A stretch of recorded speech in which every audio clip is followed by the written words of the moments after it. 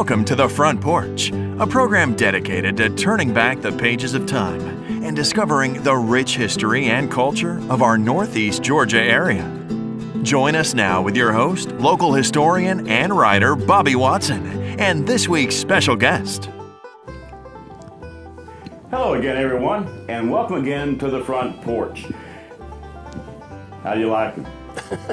I tell you, Henry, I've been looking for a long time for somebody that's uglier than me.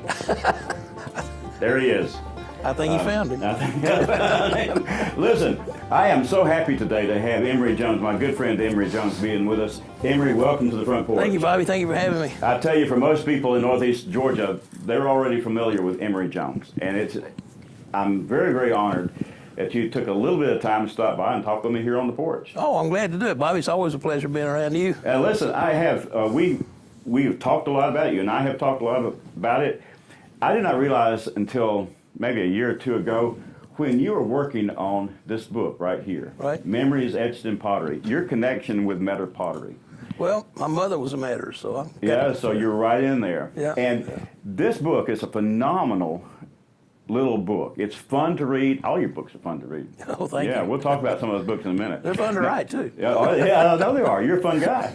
Yeah, and I tell you, now sometimes they call me a writer. I'm not really a writer. I just kind of piddle at it. This guy here is a real writer. He makes you laugh. He tells you a lot of information, and it's a lot of fun. It's a lot of fun to read your stuff, Emory. Appreciate you saying that. And but this book right here is fascinating for anyone to read because he puts you right there in Cheever's pottery shop. Yeah. And tell us a little bit about the story first, and then how you came to write it.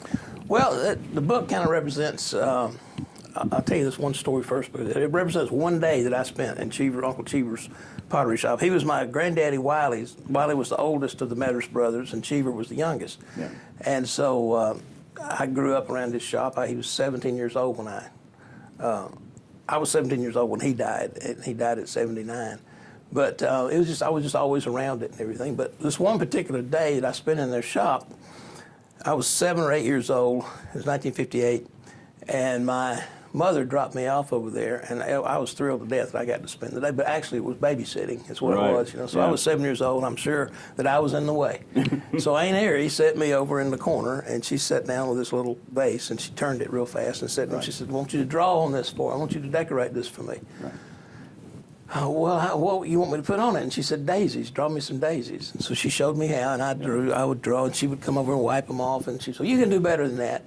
Well, I realized now she was just keeping me busy. Right. But flash forward, on my 50th birthday, my Aunt Barbara called me and said, "I want you to go to your house. To my house, I've got a birthday present for you." And I thought it was going to be a tie or a shirt. Right. And turns out she goes on the back and pulls out this little vase. Yeah. And it had Aries gray Bristol glaze on it that she was famous for. And it had those little grapes. I hadn't thought about that in years, but I said, "Hey, I did that. I painted those grapes." I mean, those daisies. And she said, "Yeah." She said, "I went down there 2 weeks after, about 2 weeks after that happened, and she said, Ari had just fired it, and she gave it to me and said, 'Keep this for Emory until he's old enough to appreciate it.' So I decided I'd keep it till you were 50. And that memory of that is what started that book. So what's amazing is that you put us right there as if we were in that pottery shop ourselves. Yeah. Flies flying around, and what it felt like to have the clay comes, through your fingers and your hands. Yeah, it was kind of hard. It was the most difficult book I've written because I wrote it in the first person as a young boy. Right. With so many words that you can't use to describe what you're doing. Right. You got to say a word that you had to sound like a 5-year. Right. So you could the quotes that they did, and the way I facilitated the conversations, I heard all the stories in there are true, but I had to facilitate some reason for Cheever to be talking, and he wouldn't have told all these stories to his wife, Right. So I had John Collick and his wife Nancy to come by.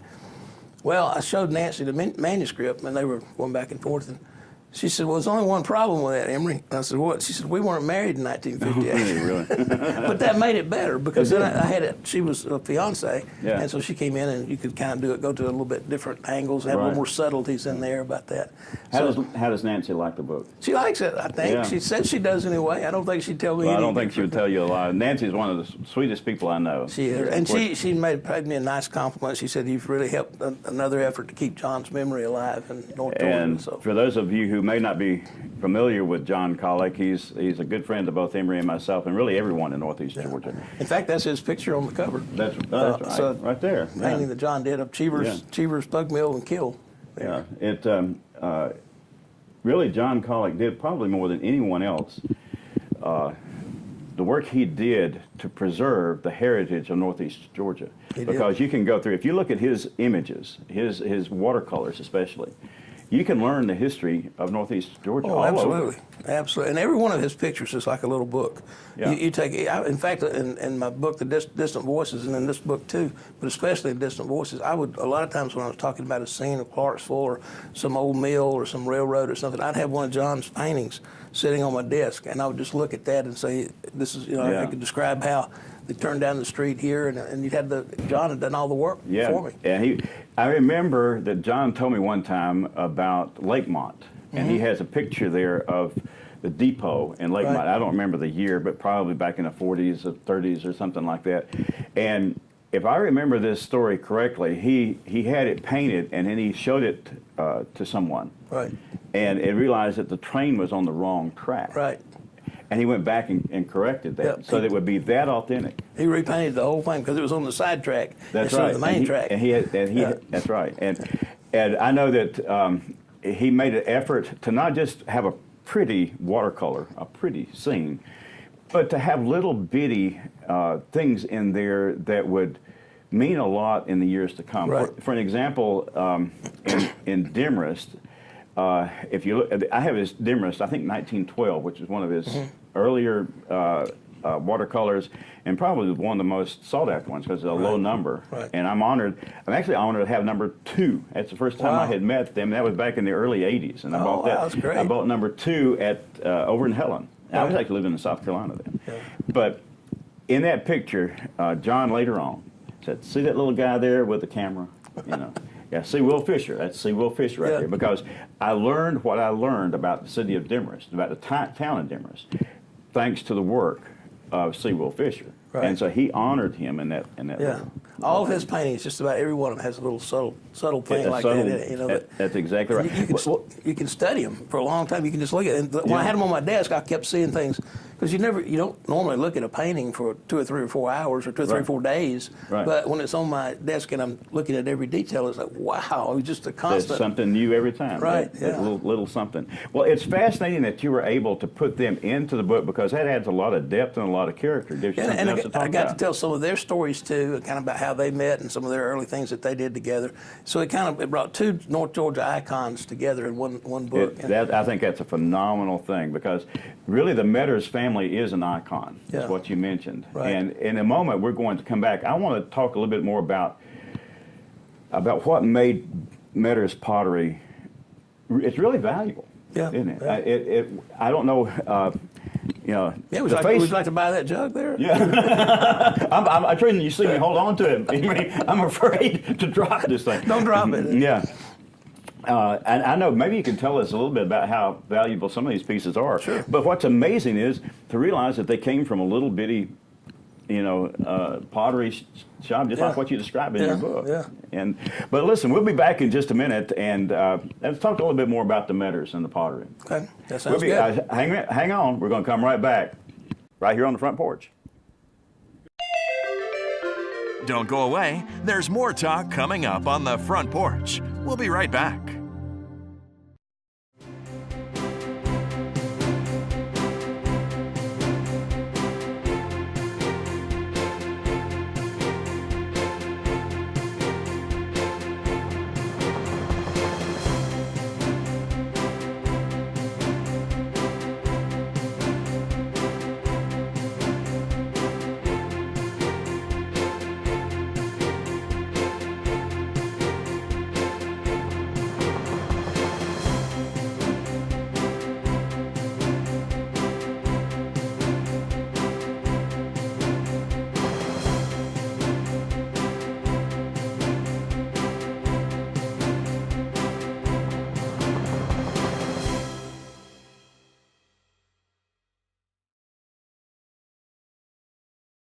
Welcome back again to the front porch. And Emery, how does it feel to be a part of a family that really made the fame of the Metters family? Well, it's interesting. It's interesting. You kind of grow up in it. You don't think it's anything special, like anything else, you're around. But it's really, my granddaddy would talk about his shop. Of course, he quit making pottery. Wiley Metters quit making pottery. And I lived with him, grew up with him, and he quit making pottery before I was born, back in the 1940s. But he was the oldest, and Cheever's shop was still over there. Yeah. And so I was always around it and heard about it and collected pieces. Pieces that Airy gave my mother in 1956 when they built their new house. She gave her several pieces for house. The value of those pieces now were $12,000, $15,000 at one point. And my mother used one of these big chickens that she made with a long neck. And Airy said, I don't know what it is, but she used it for a doorstop to her bedroom door for years. And but I mean, can you imagine that? Well, I can't. And it's like you say, glad you didn't break anything when you were a kid like that, or had been in trouble. Did he kind of create the phenomena of the face jug, or did he inherit that? Well, Cheever made a few face jugs. The face jugs go all the way back, probably to Africa. They came over with the slaves. Yeah. And there's other cultures around that made them. Up in North Carolina, they made face jugs.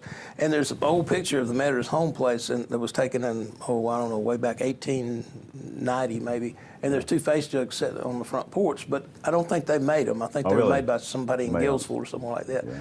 But there's all kinds of reasons about why they did it. Cheever thought they were the most frivolous thing in the world. He made about 5 or 6. Yeah. And Airy made about 5 or 6. Now, if you can find one of Airy's face jugs or one of Cheever's face jugs, you're talking talking a real. You can get yourself a new car. Do they have any of them at the Folk Art Pottery? Yeah. Museum? In fact, they've got one of Cheever's face jugs on display at the Folk Pottery Museum right now. We did a play based on that book. I was going to ask you about that because I know that was a very successful play, and you just called it Cheever, right? Yeah, it was just called Cheever. It was set in his pottery shop just like the other one. It was set in a different year, though. The book's set in 1958, and I'm there with the Collicks. Right. The play is set in 1967, the year Cheever died. Right. It's actually set about 2 weeks before his death. Yeah. And Dr. John Burrison comes to visit Cheever. Oh, okay. And the gist of the play is that Cheever has made this utilitarian pottery all his life. Right. And what he did was so useful, but now all the other 12, 15 pottery shops that were on Mossy Creek are gone. He's the only one left. Oh, yeah. And he's seeing his life's work just disappear. Yeah. But his son Lanier, who made that face jug, has come into the shop. His wife Airy came up to the shop on her 60th birthday to start making pretty pottery, decorated pottery, and it was selling. And it was really killing Cheever to see, my stuff's not needed anymore. I'm a master potter, but this silly stuff that he thought is coming. So that's kind of the gist of the play. It's a tender story. Yeah, it really is. And the actors, Bill Gablehausen played Cheever, and Linda Erbley played Airy. Yeah. And they just brought it out. In fact, the play, if I can put a plug in here, they had Saltina Cucci Cultural Center over there had the play for 8 performances, and they sold out. And there were a lot of people that didn't get to see it. So they have, usually this never happens, but they're going to put it on again next April. How about that? For 4 performances with the same actors back on. Really? And Bill will be playing Cheever again. So if you missed it last time, I think tickets will go on sale in November for that. But it'll be. And when is it? It's April 25th, 26th, 27th, and 28th. Well, as you know, I've talked to you about it already. My wife and I had tickets to come see Cheever, and I've been excited about it because I went on early, make sure I got the seats exactly where I wanted them. And then on that day, I had something come up, and I could not get there. And so what I did was I called, and I said, listen, is there any way I can get it, But it was sold out. It was sold out. Well, we had a lot of things on the set that really were actually Cheevers. I mean, we had some of Cheevers. We had that face jug right there was on the set. That was Lanier's. And they had a couple of everything was authentic with the lady, Linda Erbley, playing Airy. The tools that she was on the stage decorating her bases, those were Airy's tools. Oh, how about and that? The things on the wall with Cheever's tools that he used to make potteries, because we were able to use them authentic. I actually saw a picture of the set. Yeah. And so I know it. I can't wait. I promise you it's going to take a priority, and short of some kind of death in the family, I'm going to be there to see the play. Has anyone else, like Piedmont or any of the colleges, have they shown an interest in that? Yeah, it will be put on. It plays theater's book plays 2 or 3 years out, so Yeah. it takes a little time. But I've had some interest in theater in Norcross. Really? Has asked for the script. Some other theaters around locally, and I think over the next, probably after I'm dead and gone, it'll be put on a lot. Well, tell me about the Valley where they danced. Well, that was interestingly enough. It also involves that little vase that Ari gave me because I've incorporated that into the book. But it's based on I love to preserve history, just like you do, record it. And I've done a book on the Indian Mound, the excavation and all that. And so I took all that and the pottery and kind of combined that into this story that's based on a local legend about a doctor who moved up to Saltee Valley right after World War I. Yeah.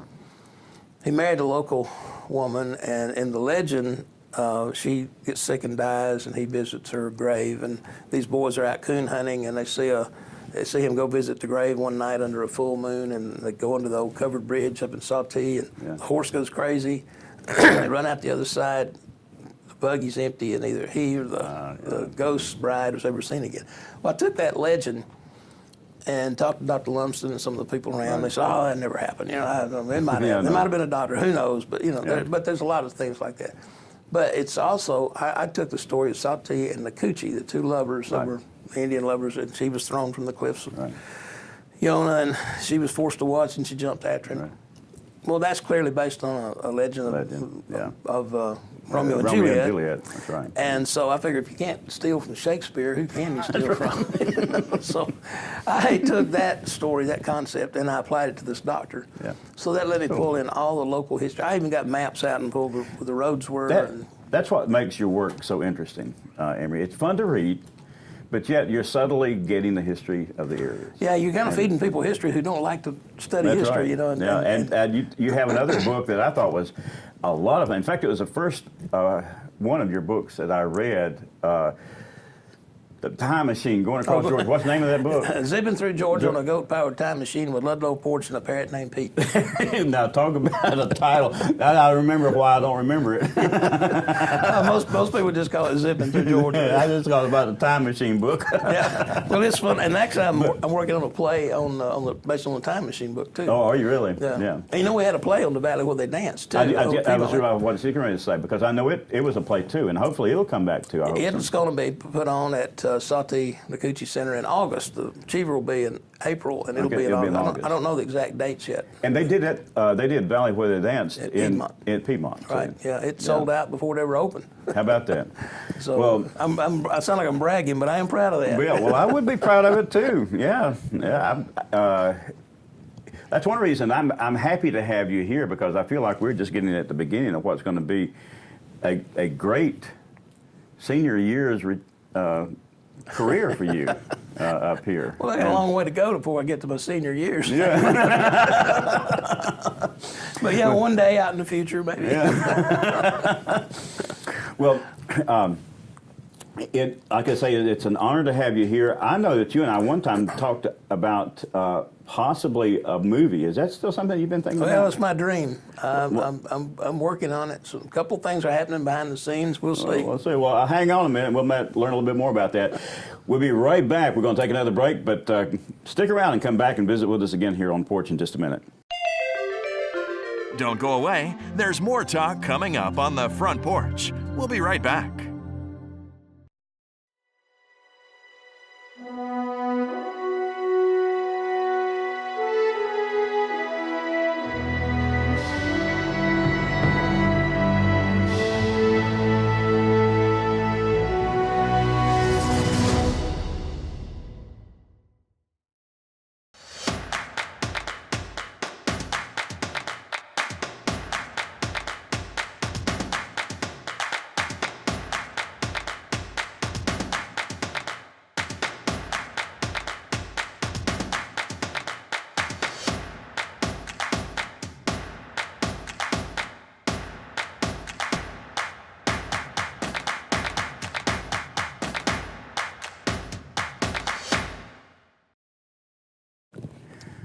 Welcome back again to the front porch, everyone. We're just talking here with my good friend Emery Jones, who has so much stuff going on I can't even keep up with it from one week to the next, Emery.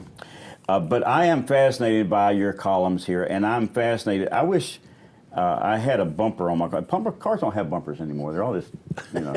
Well, But maybe I can put this on Sarah, my Model A. But Yeah. look here. I love Cunningham. Tell us about Cunningham. Well, Cunningham kind of came about, and I was reading the local. He's a pig. Well, yeah, He's a pig. he's a pig with a fan club. I tell you. I don't know why over the years, because I worked in agriculture and did a lot of traveling over the country, different things. I wound up doing a lot of pig stories and I had experiences with pigs, and pigs just kind of, and cows too, but mostly pigs. Yeah. But I was reading the local White County News 4 or 5 years ago, and in the blotter item, you know, it has the news, the police things, had a little blotter item about someone had found a dead pig in their driveway over in the Town Creek area. And I just put the paper down and went up to my office, and Judy says, "Where are you going?" And I said, "Well, I got to go write a column about this." So I went up and just, you know, stream of consciousness writing. Just I took responsibility. It was my pig, and here's what happened. Here's the new bypass had just been opened up in Cleveland. Then I said I'd taken my pet pig Cunningham, just made the name up. Took him down to the hog Pretty good hospital. name, I think. The hog hospital in Homer. And he was down there getting his flu shot. And we were coming back on the way home. He wanted to stop at the Farmers Exchange, but I wanted to try out the new bypass. And I was in a hurry. I need to get home to check my cell phone messages, you know. And so he jumps out the truck. Yeah. I let him ride in the back as a treat. I usually let him ride up front with me. But anyway, I said he must have taken the bypass and I got confused, and that was probably him, and I hope they buried him with respect in a little blanket, you know. And I talked about he had a little pigsty. Well, this goes on, and Billy Chisholm, the newspaper editor, then said, about 2 weeks later, he said, "You got to write another column about that pig." He said, "I've had people coming in asking about the pig." I said, "I can't, he's dead." He said, "Well, bring him back to life." So I wrote another column about a week later and said, "Thanks for all the cards and letters and sympathy, you know, expressions of my pig." But he was back, we heard some scratching at the door the other night, and he's home. We never had him neutered, you know, so he travels around a lot. And he lost a couple 100 pounds, but he's safe. He's fine. Well, it's just gone on and on. And now the mayor of Cleveland and the pig are in a feud. He's thrown him out of Freedom Park. And he wouldn't let him be grand marshal of the parade the other day. So the pig's just taking on a life of his own. How about that? Well, I tell you, I've known about Cunningham for a while because you and I are friends. We've talked about it, but I have not been able to read the stories because I don't get the White County paper. And as you know, I have been doing some writing in the past for our local paper here, Northeast Georgian. But we need to get Cunningham where we can all enjoy that thing. Have you thought about a book on that? Oh yeah, I got a book. The name of the book that I'm going to probably release next year is Cunningham and Other Pigs I've Known. Bless their achy bacon hearts. And I've got some story in there about a pig I met up in North Dakota named Frank. Oh, really? That's a good story in itself, too. And then we've got a Q&A in the middle. Is a pet pig right for you? And all these crazy questions. And then we tell the Cunningham stories. And hopefully that'll be out. I was going to bring it out last year. And then I thought, well, I'll write a few more columns. And unless I decide to write a few more. But I think if I've got enough now, it's enough to turn it loose. That is so fun. It's a lot of fun to read. And I hope that the book will come out pretty soon. And if someone wanted to read some of your stuff, is there any other way to get access to it now? Not right now. I should have a website, but I don't. I don't have one that's very active. Have you heard of the internet? I have heard of that. I fully intend to participate in it at some point. Well, listen, I've heard of it, but I really don't know how to use it even yet. Most of my books are just in local stores and around in the area, and Amazon, of course, and Kindle. Right. But I haven't done what I should do with websites and blogs. And that's a good way to go to it, because I've gone that way too to Amazon. And you can just go on Amazon.com like the books, and I have a book on there. I know you got a pile of books on there, so it works out pretty good. I wanted you to tell me about the new Foxfire book. I did not know about this until today. Oh, really? Yeah. Tell us about that, because guess whose picture is in here in the back of the book they talk about. Tell us about it. Well, Foxfire just had their 50th anniversary, and as part of their 50th anniversary, they did several things. Phil Hudgens came up with the idea, the columnist and former editor of the Gainesville paper, and another good friend. Right. that he proposed writing a different kind of Foxfire book, Right. but talk about the people that Southern Appalachians in the Right. Foxfire region, and not talk necessarily so much about what they do, but their stories. Right. So he did that. He spent about 2 years, and he traveled all over up to Virginia and around in South Carolina and different places, and he compiled all these stories, and so it just came out in about a month ago now. It's been out freshly. It's kind of hard to find, really. The I'll book have is. to try to get a copy of it. Well, as you probably know and remember, even though I was raised here in Habersham County, my dad was a preacher when I was a kid up in Rabun County. And so I always thought it was so cool to go up there. And as a kid, we actually had to use outhouses. Yeah. Because they had just brought electricity in up there in the late 50s. Yeah. And they would have the bathrooms would have been built onto the porches of the house, so where they had a pump and stuff. But they wouldn't. I suppose the septic tanks or whatever were so limited that the kids still not allowed to use those new fancy bathrooms that had been built on the porch. And we had to go out and use the outhouses. So as a little kid, I knew what it was like to use an outhouse. No, I did too. And My roommate in college at Georgia, he told me that as a child, they had a 2-seater outhouse, but that he was never allowed to brag about that to the poor children. Really? Well, as you know, I have in my office here that I work out of at home.